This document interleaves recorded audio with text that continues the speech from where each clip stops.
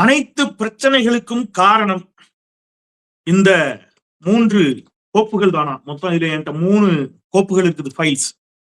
இந்த 3 கோப்புகள் தான், ஃபைல் தான் இவ்வளவு பிரச்சனைக்கு காரணமா? அதுல அப்படி என்னங்க இருக்குது இந்த 3 ஃபைல்ல?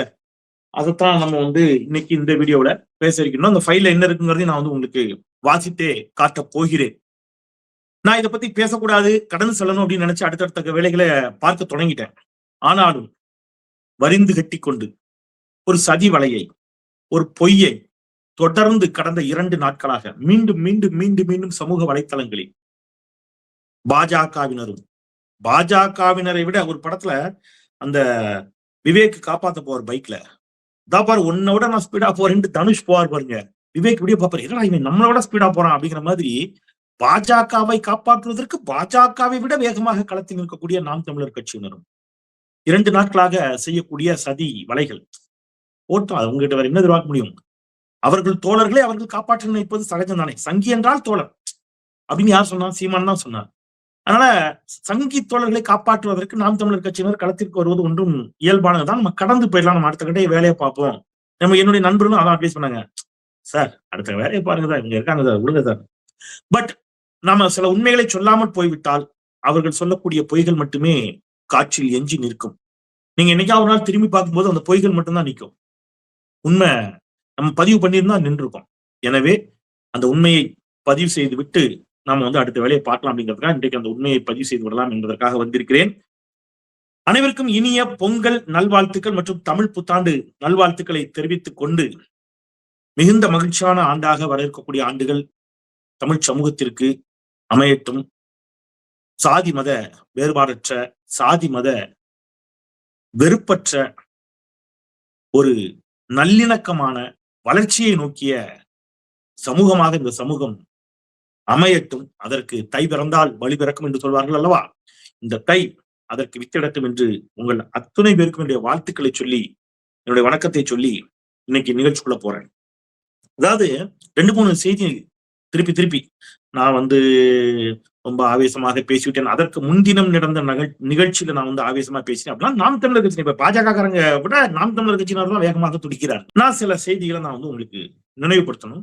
எல்லாமே ரெக்கார்டானவை, ஆதாரப்பூர்வமானவை. நான் பேசுறது எல்லாமே ரெக்கார்டு, பலது ஒளிபரப்பை ஆயிருக்கு. எவ்வளவு கண்ணியமாக நான் பொது விவாதங்களில் கலந்து கொள்வேன் என்பது எல்லோருக்கும் தெரியும். அதற்கு கூடுதல் சான்றை தர வேண்டியது என்னுடைய கடமை. அதுக்காக சொல்றேன். நான் பொதுவா தனியார் தொலைக்காட்சின்னு சில இடத்துல குறிப்பிடுவேன். அது ஏன் அப்படின்னா, அந்த தொலைக்காட்சிக்கு அவங்களுக்கு எதுவும் நெருக்கடி வரக்கூடாது. சில நேரங்களில் இதை சொல்வதால் அந்த தனியார் தொலைக்காட்சிக்கு நெருக்கடி வராது என்ற இடத்தில் நான் தொலைக்காட்சி பேரை சொல்றேன். ஓகே, அதனால இப்ப நான் தொலைக்காட்சி பேரையும் சொல்லிடுறேன். தந்தி தொலைக்காட்சியில ஒரு விவாதம். எதிரில அஇஅதிமுகவை சேர்ந்த திரு கல்யாணசுந்தரம் அவர்கள், தோழர் கல்யாணசுந்தரம் அவர்கள் வாதங்களை எடுத்து வைக்கிறார். இது நான் சொல்றது ஒரு 1 மந்த்துக்கு முன்னாடி நடந்த ஒரு நிகழ்வு. அரசை நோக்கி மிக காத்திரமான கேள்விகளை, விமர்சனங்களை, அரசு என்ன செய்திருக்க வேண்டும், என்ன செய்திருக்க கூடாது என்பது போன்ற வாதங்களை அவர் அடுக்கிக் கொண்டே வருகிறார். நான் பொதுவா இன்க்ளூடிங் பாஜக, இன்க்ளூடிங் நாம் தமிழர், யார் அந்த அவையில் அறிமுகப்படுத்தப்பட்டாலும் நீங்க பாத்தீங்கன்னா தொலைக்காட்சி விவாதங்கள் வரும், நான் கைத்தட்டுவேன், கரவொலி எழுப்புவேன். அவங்க பேச அழைக்கப்படுகின்ற பொழுதும் நான் கரவொலி எழுப்புவேன். அவர்கள் பேசி முடித்துவிட்டு அமர்கின்ற பொழுதும் நான் கரவொலி எழுப்புவேன். அமர்ந்த பின்னர் அவர்கள் எங்களை பார்க்கின்ற பொழுது இந்த பக்கம் திரும்பி பார்ப்பார்கள் என்று சொன்னால் நான் சொல்லுவேன், நல்லா பேசுனீங்க அப்படிங்கிறதாக தம்ஸ்அப் கூட காட்டுவேன். ஆனால் அதற்கு நான் மறுத்து சொல்லுவேன். இது எல்லாமே இது என்னன்னா, நீங்க உங்க தரப்புல உங்க கருத்தை நீங்க பதிவு பண்ணிருக்கிறீங்க. நாகரிகமாக, காத்திரமாகவே பதிவு செய்பவர்களுக்கு நம்ம எப்பவுமே அதை சொல்றது உண்டு. அந்த மாதிரி அன்றைக்கு திரு கல்யாணசுந்தரம் அவர்கள் பேசிவிட்டு வந்த பிறகு நான் மேடையில பேசுகின்ற பொழுது சொல்றேன், தொடர் கல்யாணசுந்தரம் அவர்கள் இங்க மிக காத்திரமாக அரசுக்கு எதிரான கேள்விகளை அளிக்கிறார். அதில் பலவற்றில் எனக்கு முரண்பாடு உண்டு. பல கேள்விகளுக்கு என்னிடம் பதில்கள் இருக்கின்றன. நான் அதை சொல்ல போகிறேன். ஆயினும் அவருக்கு நான் உளப்பூர்வமாக என்னுடைய வாழ்த்துக்களை தெரிவித்துக் கொள்கிறேன். ஒரு எதிர்க்கட்சியாக அரசை நோக்கி எவ்வாறு கேள்விகளை அடுக்க வேண்டும் அப்படிங்கிறத திறம்பட அவர் அடுக்கினார். எதிர்கட்சி ஆளுங்கட்சி நோக்கி இப்படித்தான் கேள்வி அடுக்கணும். அவ்வளவு அந்த கேள்விகளை நம்ம பதில் சொல்றது அப்படிங்கிறது, நாம என்ன செய்யணும், ஓகே பயங்கரமான கேள்வி, இன்னும் இதுக்கு சூப்பரா பதில் சொல்லணும் அப்படிங்கிற மாதிரி நம்ம தேடணும். அதுதான் டஃப் கேம். அப்படியான ஒரு கேள்விகளை அவர் நாகரிகமாக அடுக்கினார். அவருக்கு என்னுடைய வாழ்த்துக்கள்னு பகிரங்கமா மேடையில சொன்னேன். நான் ஏன் இதை சொல்றேன்னா, ஏதோ எதிர்கட்சிகள் வைக்கக்கூடிய கேள்விகளை எதிர்கொள்ள முடியாமல் அல்லது அப்படிலாம் இல்லை. அவருக்கு கேள்வியே கேட்கக்கூடாதுன்னு நினைக்கிற கருத்து சுதந்திரத்திற்கு எதிரான நான் அல்ல. நான் அதுக்காக இதை பதிவு பண்றேன். அப்போ அதன் பிறகு சிலர் கூட சொன்னாங்க, அண்ணா நீங்க வெளிப்படையா கல்யாணசுந்தரம் அவர்கள் அரசுக்கு எதிராக வச்ச கேள்வியை பாராட்டிட்டீங்க, அது அப்படியே ஒளிபரப்பாயிட போகுது, நீங்க வேணா தொலைக்காட்சி நிர்வாகத்திட்ட சொல்லி அதை வேணா எடிட் பண்ண சொல்லுங்கன்னு சொன்ன போது, அது ஏன்பா எடிட் பண்ணும்? அவரு சரியாத்தான் அவர் அவருடைய பார்வையில இருந்து கேள்விகளை என்ன செஞ்சிருக்கிறாரு, அடுக்கியிருக்கிறாரு. அதுக்கு பதில் சொன்னேன்லண்ணா, என்கிட்ட பதில் இருந்துச்சு இல்ல, அந்த பதில் அவர் ஏற்றுக்கிறாரா அது வேற. ஆனால் நான் சொன்ன பதில்கள் நியாயமான பதில்கள் என்ற நம்பிக்கை எனக்கு இருக்குது. காரணம் என்னிடம் இருந்த தரவுகள். அதனால அது ஒண்ணும் தப்பு இல்ல. ஒரு கேள்வியும் பதிலும் இப்படித்தான் இருக்க வேண்டும் என்பதற்காக நான் அவரை வெளிப்படையாக பாராட்டியிருக்கிறேன். அதுல ஒன்றும் பிரச்சனை இல்லை அப்படின்னு சொன்னேன். அது அப்படியே ஒளிபரப்பும் ஆனது. ஒன்று, எவ்வளவு நாகரிகமாக நான் பொது விவாதங்களில் கலந்து கொள்கிறேன் என்பதற்கான உதாரணங்களை நான் ஒண்ணுன்னா சொல்லிட்டு வரேன்.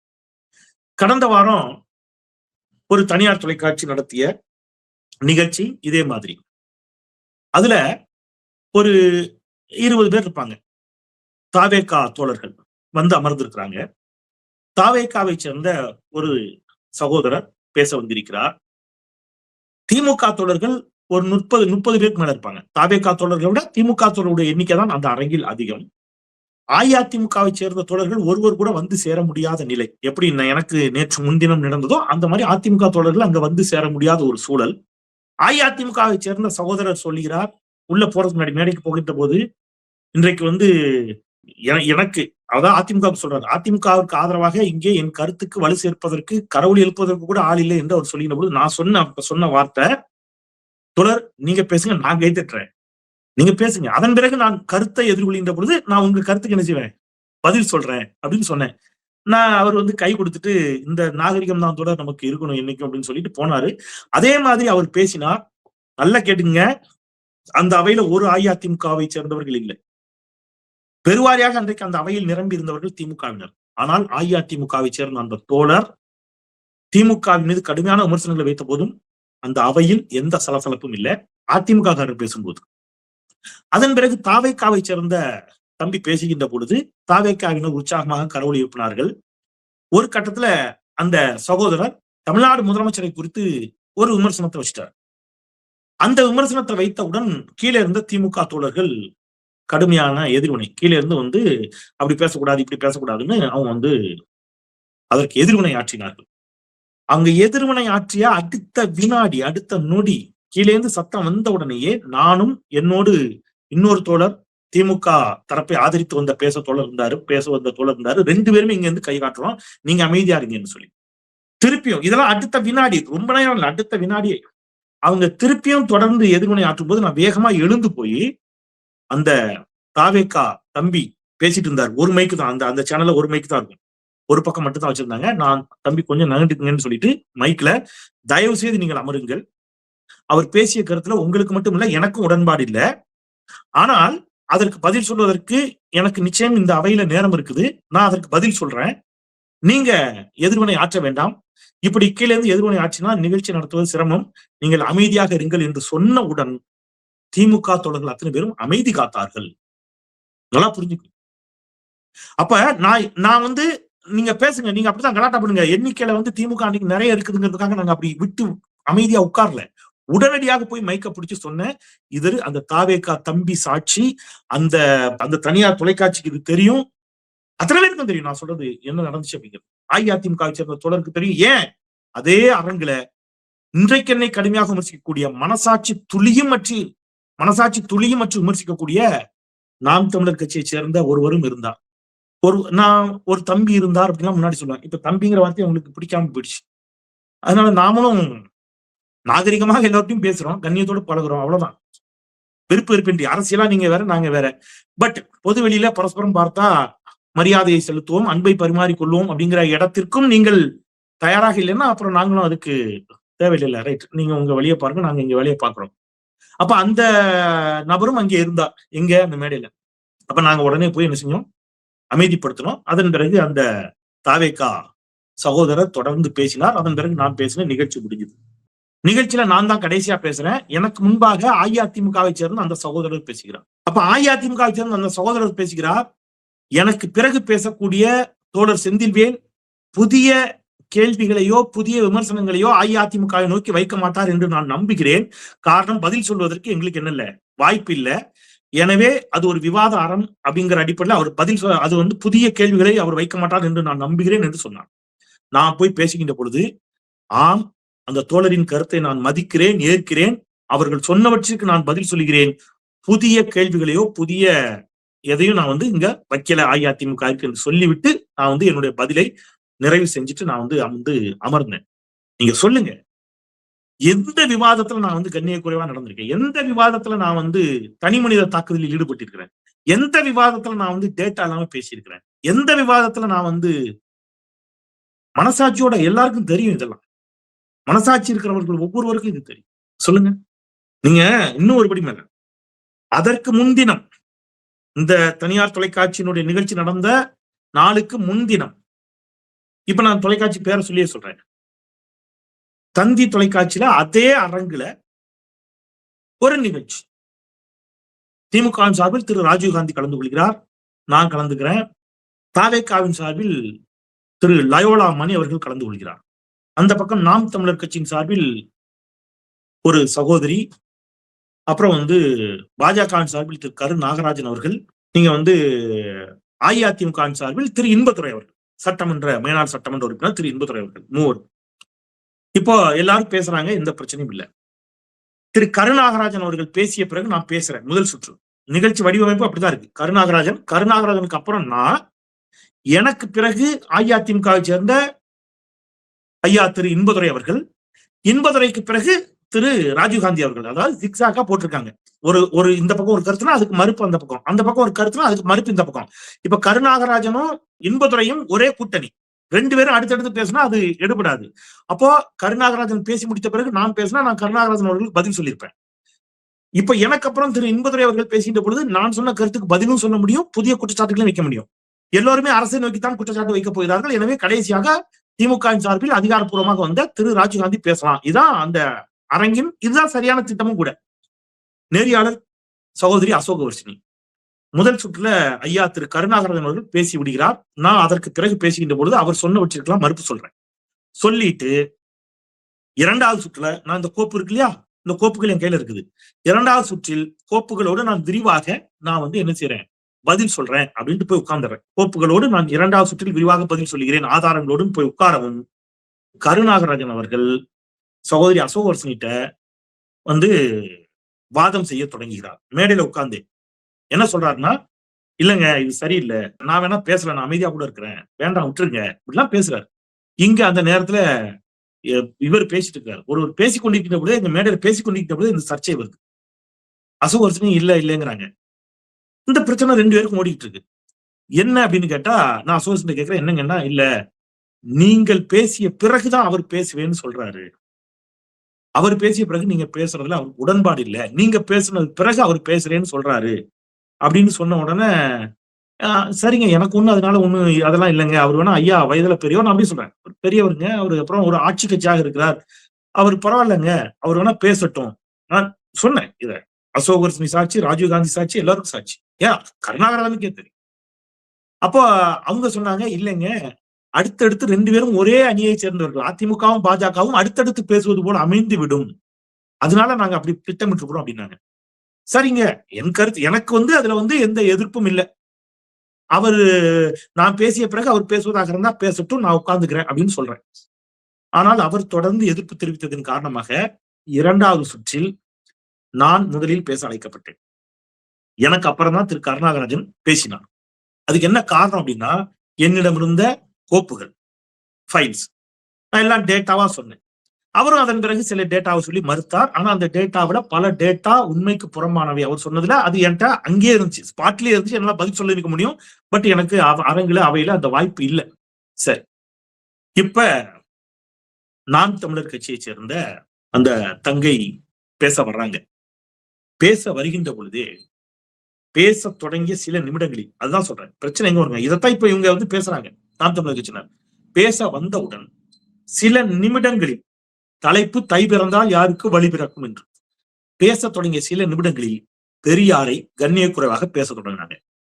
பெரியாரின் திருமணத்தை பற்றி, பெரியாரின் திருமண வாழ்க்கை, திருமண வயது, மணியம்மையாருக்கு அப்ப என்ன வயது, பெரியாருக்கு என்ன வயது என்று பேச தொடங்கினாங்க.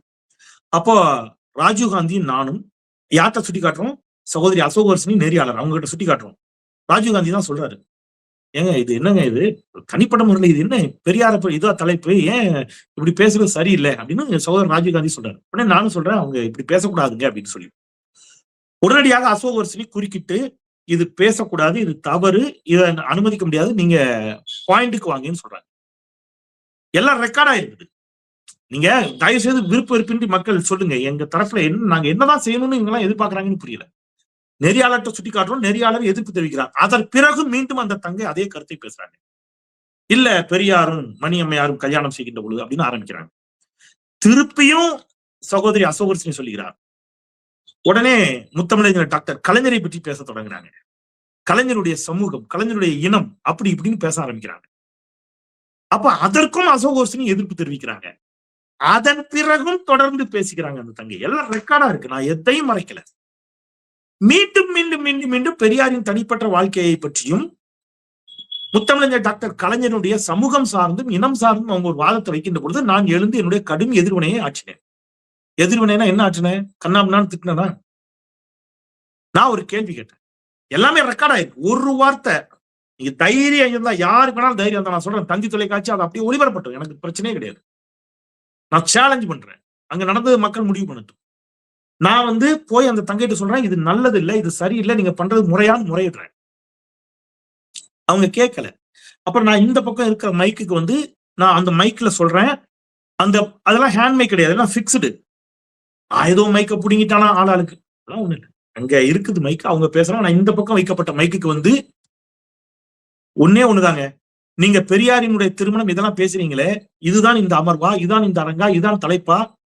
உங்களுடைய தலைவர், தலைமை ஒருங்கிணைப்பாளர் திரு சீமான் அவருடைய திருமணம் சார்ந்து, திருமண வயது சார்ந்து இங்கே யாரேனும் பேசினால் நீங்கள் அனுமதிப்பீர்களா? அதுதான் தலைப்பா நான் கேட்கிறேன். இதை கேட்டா என்ன தப்பு? இதை கேட்கலாமா கூடாதா? நீங்க யாரா சொல்லுங்க. திரு சீமான் அவர்களுடைய திருமணம் எந்த வயதுல அவருக்கு நடந்துச்சு அப்படிங்கறத இங்க விவாதிக்கிறதா தலைப்பு? இது கண்ணியமான ஒரு வாதமா அப்படின்னு நான் கேட்டேன். அவங்க திருப்பி டாக்டர் கலைஞர் அவர்களை பற்றி, அவருடைய இனம், அவருடைய சமூகம் சார்ந்து பேசும்போது சொன்னேன், திரு சீமான் அவர்கள் தமிழரே இல்லை என்று ஹெச் ராஜா போன்றவர்கள் சொல்லுகிறார்களே. ஹெச் ராஜா சொன்னார்ல, சீமான தமிழரே இல்லை என்று, மலையாளி என்று. அதை இங்கே யாராவது வாதமாக வைத்தால் நீங்கள் ஏற்றுக்கொள்வீர்களா? இதுவா வாதம் என்று நான் சொன்னேன். அப்போ அசோகவர்ஷினி, இல்ல நீங்க அதை பேசுறத அனுமதிக்கவே முடியாதுன்னு அந்த தங்கைட்ட உறுதியா சொல்லி நீங்க அதை கடந்து வாங்கினாங்க. அதன் பிறகு அவை அமைதியாச்சு, நானும் உட்கார்ந்துட்டேன். இந்த எதிர்வினையை கூட இப்ப என்ன கேக்குறாங்க, நீ ஏன் இதெல்லாம் கேட்கிற? நீ பத்திரிகைக்காரன் தானே, பெரியாரை பற்றி பேசினா உனக்கு ஏன் கோபம் வருது, கலைஞரை பற்றி பேசினால் உனக்கு ஏன் கோபம் வருது என்று கேட்கிறார்கள். எனக்கு புரியவே இல்லை. நான் பெரியாரிஸ்ட், நான் பெரியாரின் கொள்கைகள், அம்பேத்கரின் கொள்கைகள், மார்க்சிய கொள்கைகளை ஏற்றுக்கொண்டவன்.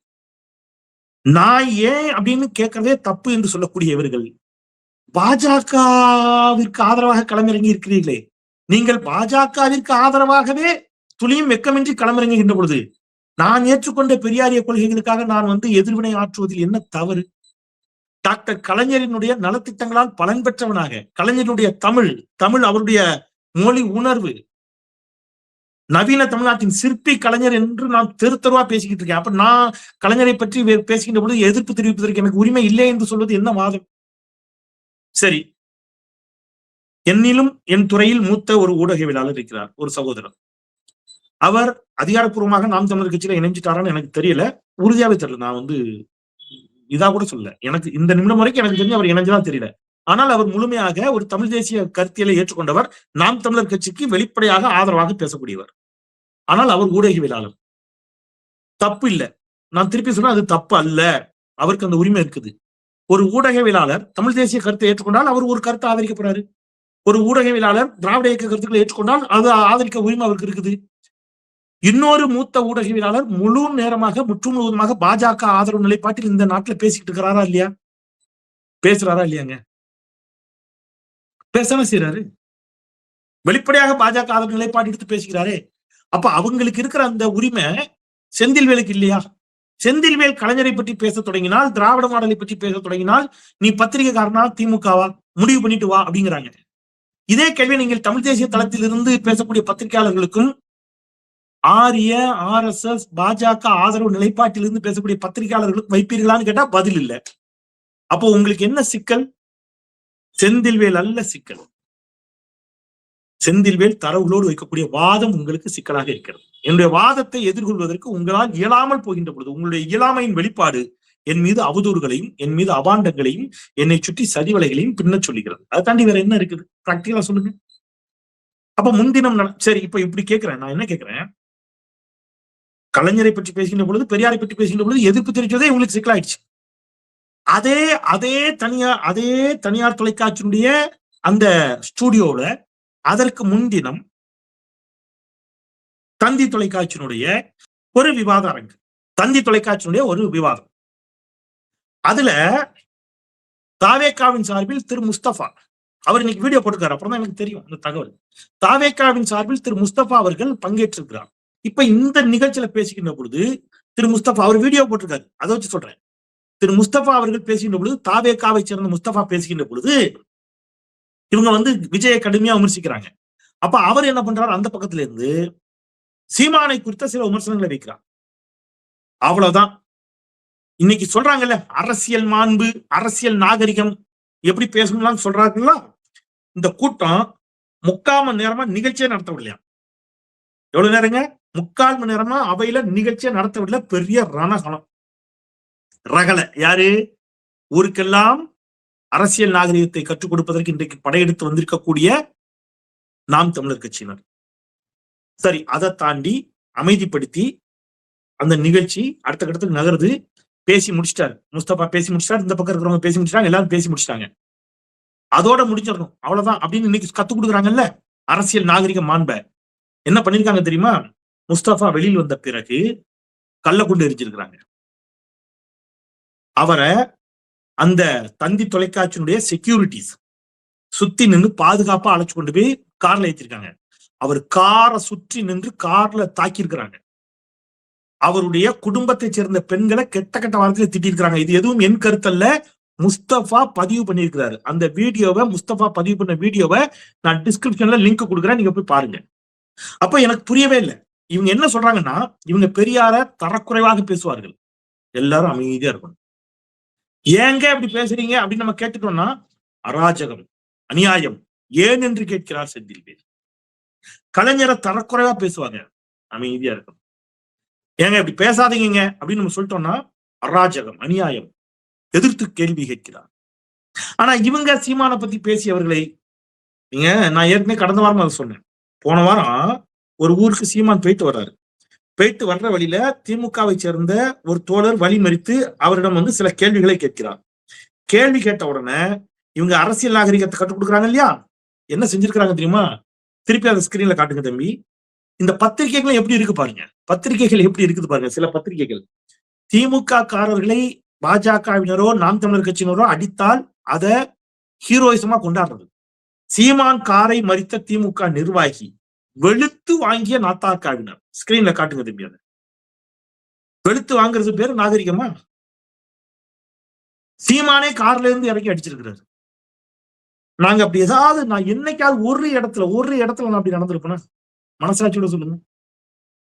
எவ்வளவு கண்ணியமாக என் வாதங்களை வைத்து, எவ்வளவு கண்ணியமா நான் விவாதங்களை கலந்துக்கிட்டு, அப்போ தொடர்ந்து இவங்க அட்ராசிட்டியில ஈடுபடுவாங்க, அராஜகம் செய்வார்கள், பெரியாரை தரக்குறைவாக பேசுவார்கள், டாக்டர் கலைஞரை முத்தமிழர் தரக்குறைவாக பேசுவாங்க, மாண்புமிகு முதலமைச்சரின் மீதான கடுமையான விமர்சனங்கள் முன்வைப்பாங்க, திமுகவின் மீது கடும் விமர்சனங்கள் முன்வைப்பாங்க, தனிமனித தாக்குதல்கள், அங்கே வந்திருக்கக்கூடிய விருந்தினர்களின் மீது தனிமனித தாக்குதலை செய்வார்கள். இவங்க தாவேகாரங்களை போய் அடிப்பாங்க, காரை சுத்தி நின்று தாக்குவாங்க, திமுக காரங்களை ஓட விட்டு அடிப்பாங்க இவங்க. சரி, நான் என்ன கேக்குறேன், மறைந்த முதலமைச்சர் அம்மையார் ஜெயலலிதா அவர்களுடைய நினைவிடம் இல்லையா, அம்மையார் ஜெயலலிதா அவருடைய நினைவிடம் அமைந்திருக்கிறது. எங்க? எம்ஜிஆர் அவருடைய நினைவிடத்தின் அருகே அம்மையார் ஜெயலலிதா அவர்களுக்கும் அறிஞர் அண்ணாவினுடைய காலடியில் முத்தமிழர் டாக்டர் கலைஞருடைய நினைவிடமும் அமைந்திருக்கிறது. அப்போ இந்த பக்கம் அண்ணா, அந்த பக்கம் கலைஞர், இந்த பக்கம் எம்ஜிஆர், அந்த பக்கம் மேடம் மரியாதைக்குரிய அம்மையார் ஜெயலலிதா அவர்கள். இதை பற்றி பேசுகின்ற பொழுது எவ்வளவு கொச்சையாக சீமான் பேசினார். இவங்க ஊருக்கு நாகரிக அரசியல் கற்றுக் கொடுக்கிறார்களா? சீமான் அவருடைய ஆடியோக்கள் குடும்பத்தோட நாம் தமிழர் கட்சியை சேர்ந்த சகோதரிகள், தங்கைகள் சீமான் பேசிய ஆடியோவை குடும்பத்தோட நீங்க கேட்டுருவீங்களா? நான் ஒண்ணு சேலஞ்ச் பண்றேங்க. நான் பேசிய விவாதங்களில் இன்க்ளூடிங் அந்த பிரச்சனையான விவாதம் உட்பட நான் சொல்றேன், ஒரு சர்ச்சைக்குரிய ஒரு விவாதம் நடந்துச்சு அவர் தனியார் தொலைக்காட்சியில. அந்த விவாதத்தில் பதிவு செய்யப்பட்ட காட்சிகளை கூட நீங்க யாராவது கேட்டு வாங்கிட்டு வாங்க வேண்டாம். குடும்பமா உட்கார்ந்து போட்டு காட்டுவோம். குடும்பமா உட்கார்ந்து போட்டு காட்டுவோம். நீங்க என்ன பண்ணீங்க, நான் அதற்கு என்ன எதிர்வினை ஆற்றிட்டு வெளியில வந்தேங்கிறது அதுல இருக்கும். உங்கள் வீட்டு பெண்களிடம் அதை போட்டு காட்டுவோம். சீமான் பேசிய ஆடியோக்களையும், நாம் தமிழர் கட்சியினர் பேசிய ஆடியோக்களையும் வீடியோக்களையும் உங்கள் வீட்டு பெண்களிடம் நீங்கள் போட்டு காட்டுங்க. தயாரா? நீங்க தயாரா? உங்கள் வீட்டு பெண்கள் முதல்ல அதை காது கொடுத்து கேட்க முடியுமா? நீங்கள் எனக்கு நாகரிக பாடம் எடுப்பதெல்லாம் நகைச்சுவையுடைய உச்சம். தயவு செய்து சொல்றேன், ரியலா நாகரிக அரசியல் பண்ணிட்டு வாங்க. உள்ள சமூக வலைதளத்துல ஒருத்தர் ஒரு வீடியோ பதிவிட்ட வீடியோ தான் நாங்க இன்னைக்கு எடுத்து உள்ள என்ன நடந்துச்சுங்கிறத பதிவு பண்றோம். நீங்க நல்லா யோசிச்சு பாருங்க. ஓரிரு நிமிட வீடியோ இருக்குது கையில. அந்த வீடியோவையும் நான் டிஸ்கிரிப்ஷன்ல கொடுக்குறேன். கடந்த முறை டிஸ்கிரிப்ஷன்ல கொடுக்குறேன்னு சொல்லி தான் தவற விட்டுட்டாங்க தம்பிங்க. நான் இந்த முறை நினைவா டிஸ்கிரிப்ஷன்ல கொடுத்துறேன். 2 வீடியோ இருக்கு. ஒன்று, நான் சொல்றேன், இல்ல நான் வெளியேறுகிறேன் என்று சொல்கின்ற பொழுது பாலவேலு என்னிடம் கேட்பார், இல்ல நீங்க இருங்க, நான் சாரி கேட்டுக்கிறேன், நீங்க இருங்க அப்படின்னு சொல்லிட்டு பொழுது, நான் கோவத்துல இருக்கிறேன், நான் சீற்றத்துல இருக்கிறேன் அப்படின்னா என் வாயிலிருந்து ஒரு வார்த்தையாவது அங்க தப்பான வார்த்தை வந்திருக்கணும்ல. ரொம்ப லாஜிக்கா அறிவார்ந்து சிந்திக்கிற மக்கள்கிட்ட நான் கேட்கிறேன். கோவத்துல ஒருத்தர் இருக்காங்க, கோவத்துல ஒருத்தர் வெளியில போறான், போகும்போது அவன் பேசுறான், நான் என்னைய வீடியோ எடுக்கிறது எதுவும் எனக்கு தெரியாது, யாரும் செல்போன்ல எடுக்கிறதா எனக்கு தெரியாது. கோவத்துல போற ஒருத்தன் கண்டிப்பா ஏதாவது வார்த்தை விட்டுருப்பான்ல, அதுல ஏதாவது இருந்துச்சா? அதுல நான் என்ன சொன்னேன் அந்த வீடியோல? எனக்குன்னு ஒரு டிக்னிட்டி இருக்கு, எனக்குன்னு ஒரு கண்ணியம் இருக்கு, என் கண்ணியத்தை நான் இழக்க விரும்பவில்லை. அப்பொழுதும் நான் அரசியலாகத்தான் பேசுறேன். பில்கிஸ் பானுவை கருவறுத்த இந்த கூட்டத்திடம் நான் என்ன எதிர்பார்க்க முடியும்னு சொல்றேன். இதுல எது கண்ணிய குறைவான வார்த்தை, எது கெட்ட வார்த்தை? கெட்ட வார்த்தை பேசிட்டேன், ஆபாசமா பேசிட்டேன்னு இவங்க இன்னைக்கு ஒரு கதையை கட்டி ஒரு சதிவலையை பின்னுகிறார்கள் அல்லவா? ரொம்ப லாஜிக்கா பிராக்டிக்கலா பாக்குற தமிழ் கேள்வி சொந்தங்களிடமும் நேயர்களிடமும் கேட்கிறேன். ஒருத்தன் அந்த மூட்ல இருக்கிற ஒருத்தன் இருந்து அத்தனை நிமிடத்துல ஒரு வார்த்தையாவது தப்பான வார்த்தை கண்டிப்பா வெளிப்பட்டிருக்குமா இல்லையா? ஒரு வார்த்தையாவது வெளிப்பட்டிருக்குமா இல்லையா? அந்த வீடியோல ஏதாவது ஒரு வார்த்தை இருக்குது? அவனே அறியாம வருந்தாங்க, மனிதன் தானங்க, எல்லாரும் இயல்பு தானே, வந்திருக்கும்ல. அதுல இன்னொரு வீடியோ இருக்கு, இந்த 3 ஃபைலையும் காட்டுவேன், அங்கே மேடையில காட்டுவேன். நான் ஒரு விவாதத்திற்கு ஆதாரங்களோட தான் வர்றேன், இவ்வளவு ஆதாரங்களை தயாரிச்சுட்டு தான் வரேன்னு இந்த ஃபைல தான் காட்டியிருப்பேன். அப்பவும் எனக்கான தன்மான முக்கியம்,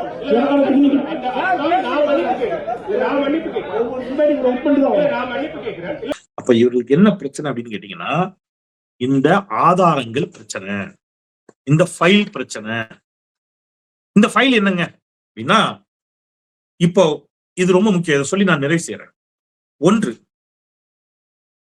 2021 திமுக தேர்தல் அறிக்கையில் கொடுக்கப்பட்ட வாக்குறுதிகள் 505 வாக்குறுதிகளில் எதையும் நிறைவேற்றவில்லை என்ற ஒரு நரேட்டிவை இவங்க செட் பண்ணாங்க. திமுகவிற்கு எதிராக இவங்க உருவாக்கிய ஒவ்வொரு நரேட்டிவையும் நான் ஆதாரங்களோட உடைச்சுக்கிறேன். நான் மட்டுமல்ல, நிறைய தம்பிமார்கள், தங்கைகள், இன்றைக்கு ஒரு 40 வயதுக்குட்பட்ட, இன்னும் சொல்ல போனா 45, 50 வயது வரைக்கும் கூட எடுத்துக்கங்க, திமுகவில் இளைஞர்களே இல்லை என்று இவர்கள் சொன்னார்கள் அல்லவா? பத்திரிகையாளர்கள் மட்டுமல்ல, ஊடகவியலாளர்கள், சமூக ஊடகவியலாளர்கள் மட்டுமல்ல, திராவிட இயக்க சிந்தனையாளர்கள் என்று ஒரு பெரும் இளம் படை தரவுகளோடு இதை உடைக்க தொடங்குச்சு. அப்ப இவங்க திருப்பி ஒரு நரேட்டிவை செட் பண்ண ஆரம்பிச்சு ஒண்ணா உடைக்கும் போது கடைசியா எங்க நின்னாங்கன்னா, திமுக கொடுத்த தேர்தல் வாக்குறுதிகள் 505 வாக்குறுதிகள் நிறைவேற்றிட்டாங்களான்னு கேட்டாங்க. எல்லா விவாதத்திலும் இந்த கேள்வி வைக்கப்படுது, உண்மையிலே என்னதான் நிறைவேற்றிருக்குது திமுக அரசு அப்படின்ட்டு நான் அந்த திமுகவின் தேர்தல் அறிக்கையை முழுமையா எடுக்கிறேன். திமுக தேர்தல் அறிக்கை 2021 என் கையில இருக்கு, இதை எடுக்கிறேன். சரி, எதெல்லாம் நிறைவேற்றிட்டாங்க, அதிகாரப்பூர்வமா எதெல்லாம் வந்திருக்குது அப்படிங்கறத தனியா எடுக்கிறேன். அது தனியா இருக்குங்க, ரைட்டா? இதுல 505 வாக்குறுதிகள்ல 364 வாக்குறுதிகள் நிறைவேற்றப்பட்டிருக்க, ரைட்? இத கிராஸ் செக் பண்றேன், இத டீடைலா எடுக்கிறேன், ஒரு ஃபைல் ஆக்குறேன். சரி, அவ்வளவு பேசுற யாராவது அதிமுக தேர்தல் அறிக்கை பத்தி பேசுறாங்களா? அதிமுக தேர்தல் அறிக்கையில என்னதான் இருந்துச்சு அப்படிங்கிறதுக்காக 2016 அஇஅதிமுக தேர்தல் அறிக்கை எடுக்கிறேன். அதிமுக தேர்தல் அறிக்கையில சொல்லப்பட்ட 90 விழுக்காடு வாக்குறுதிகள் நிறைவேற்றப்படல அதிமுக ஆட்சி காலத்துல. ஒரு ஆச்சரியமான செய்தி உங்களுக்கு சொல்லட்டுமா? அஇஅதிமுக ஆட்சி காலத்தில் கொடுக்கப்பட்ட தேர்தல் அறிக்கைகளில் இடம்பெற்றிருந்த சில அம்சங்களை கூட திமுக ஆட்சி காலத்தில் மாண்புமிகு முத்துவேல் கருணாநிதி ஸ்டாலின் நிறைவேற்றி இருக்கிறார். திமுக ஆட்சி காலத்தில் கொடுக்கப்பட்ட வாக்குறுதிகள் மட்டுமல்ல, அதிமுக 2016 அவர்களுடைய தேர்தல் அறிக்கையில் கொடுக்கப்பட்ட சில வாக்குறுதிகளை கூட திமுக நிறைவேற்றிருக்கு. இதை இந்த கோப்புகளை எல்லாம் உட்கார்ந்து வாசிச்சு கிராஸ் செக் பண்ணும்போது எனக்கு தெரியுது. எதெல்லாம் அதுன்ட்டு அதை ஒரு லிஸ்ட் எடுக்கிறேன். லிஸ்ட் எடுத்து இதை அன்னைக்கு தந்தி டிவில இதையும் வாசிக்கிறேன். அன்றைக்கும் இதே மாதிரி என்னைய வாசிக்க விடாம கூச்சலிட்டு குழப்பம் விளைவித்தார்கள் அன்னைக்கு தந்தி டிவில. அப்போ நெறியாளர் அசோகவர்ஷினி ஒரு வார்த்தை சொன்னாங்க.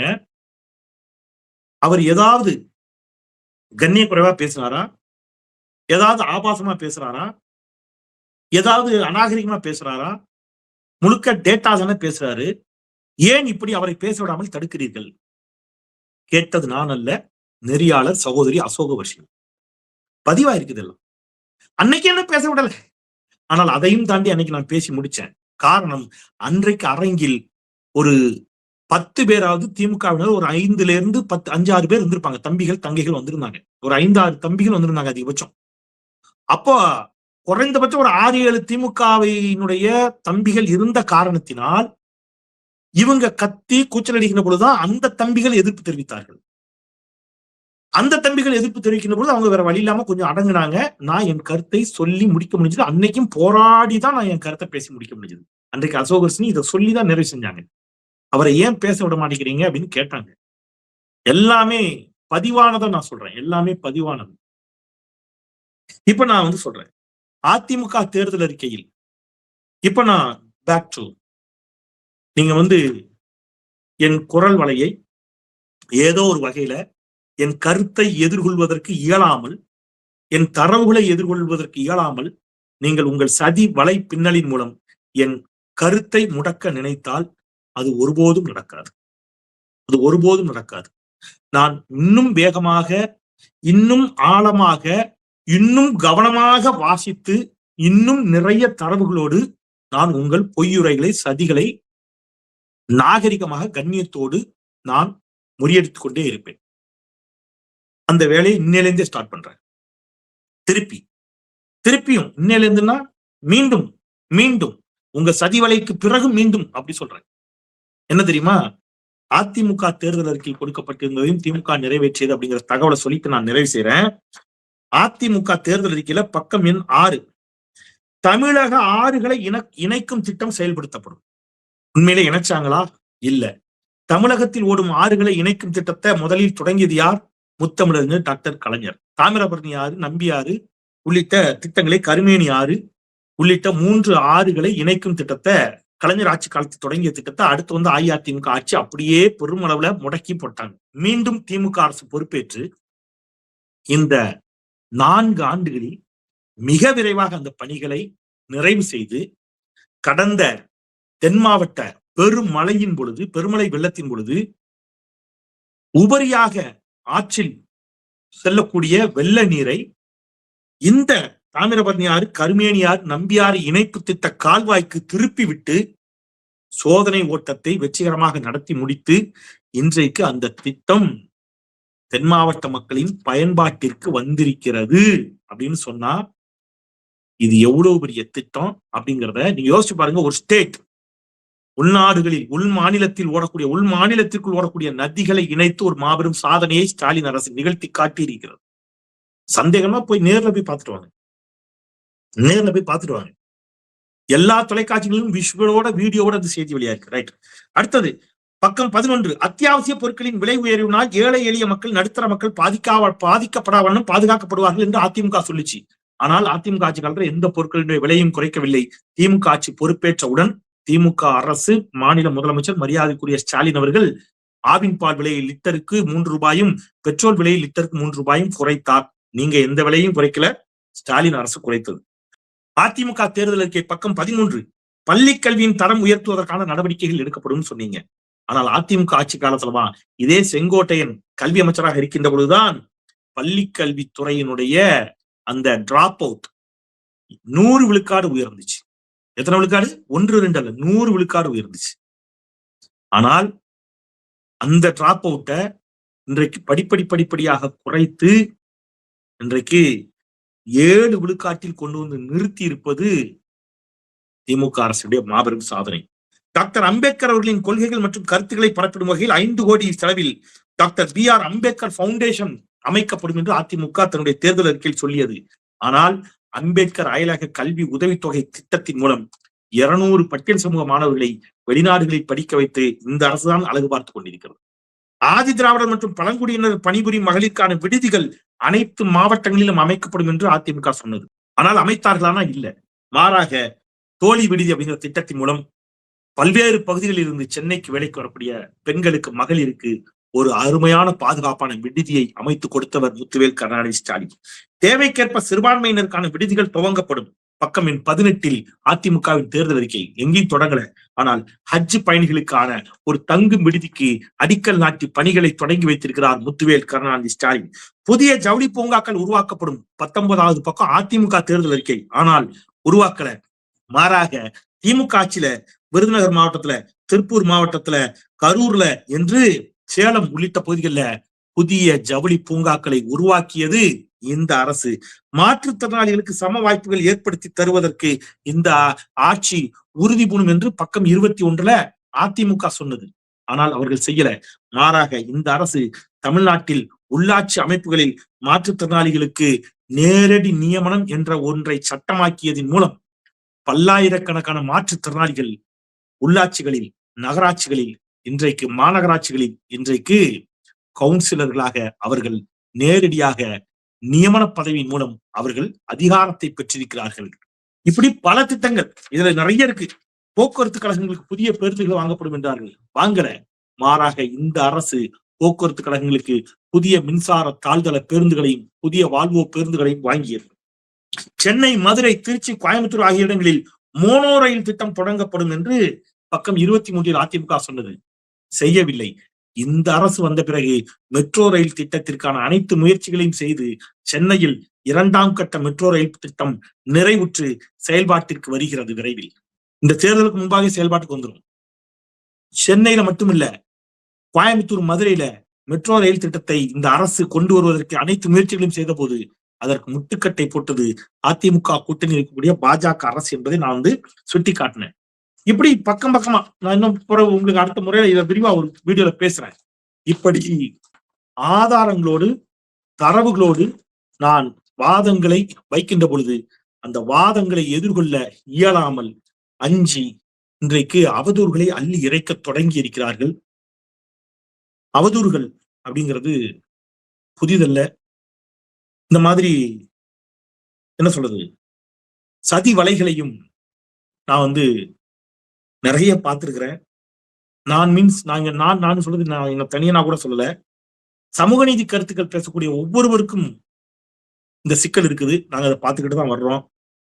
சமூக நீதி பேசக்கூடியவர்கள், பகுத்தறிவு சிந்தனையாளர்கள், பெரியாரிய மார்க்சிய அம்பேத்கரிய சிந்தனையாளர்கள் எல்லோரின் மீதும் இந்த தாக்குதல் காலங்காலமாக நடந்து வருகிறது. இது தேர்தல் காலம். அதை இன்னும் வேகப்படுத்தும் பாஜக என்பதை நான் அறிந்தே வைத்திருக்கிறேன். பாஜகவோடு மறைமுக கூட்டணியை, உறவை வைத்திருக்கக்கூடிய, சங்கி என்றால் தோழன் என்று சொல்லக்கூடிய நாம் தமிழர் கட்சி இன்றைக்கு பாஜகவோடு இந்த விவகாரத்தில் கரம் கோர்த்திருப்பது, கைகோர்த்திருப்பது எந்த விதத்திலும் ஆச்சரியப்படுவதற்கு ஏதுமில்லை.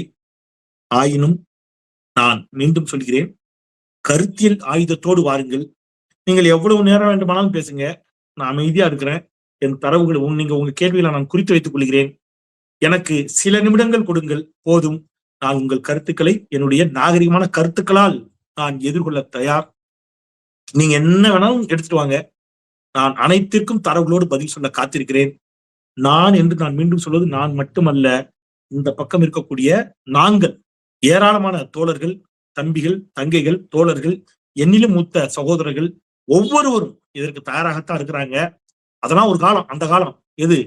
நீங்க பேசாட்டு அவதூறை கட்டி எழுப்புவீங்க, பதில் சொல்வதற்கு ஆள் இல்லாமல் நின்ற காலம். இது அப்படி அல்ல. எல்லாவற்றிற்கும் பதில் சொல்வதற்கு தரவுகளோடு நாங்கள் காத்திருக்கிறோம். எனவே தரம் தாழ்ந்த, மலினமான, பொய்யான, உண்மைக்கு புறம்பான அவதூறுகளை கட்டி எழுப்பி சதி வலைகளை பின்னுவதற்கு உங்கள் நேரத்தை செலவிடுவதை தவிர்த்து விட்டு கொஞ்சம் ஆக்கப்பூர்வமாக அறிவார்ந்து பேசுவதற்கு கருத்துக்களோடு தரவுகளோடு வாருங்கள். அதற்கு உங்கள் நேரத்தை செலவிடுங்கள். கருத்தியல் களத்தில், கருத்தியல் தளத்தில் அறிவார்ந்த ஒரு வாதத்தில் எப்பொழுதும் கண்ணியமான ஒரு உரையாடலுக்கு நான் விருப்பமாகவே இருக்கிறேன் என்பதை சொல்லி மீண்டும் ஒரு முறை உங்கள் அத்தனை பேருக்கும் பொங்கல் நல்வாழ்த்துக்களை சொல்லி பிறக்கும் இந்த தமிழ் புத்தாண்டு பொங்கல் நன்னாள் ஒரு புதிய உற்சாகத்தையும் புதிய மகிழ்ச்சியையும் புதிய உத்வேகத்தையும் உங்கள் ஒவ்வொருவர் வாழ்விலும் தரட்டும் என்று சொல்லி வாழ்த்தி விடைபெறுகின்றேன். குரலற்றவர்களின் குரலாய் நான் செந்தில். நன்றி.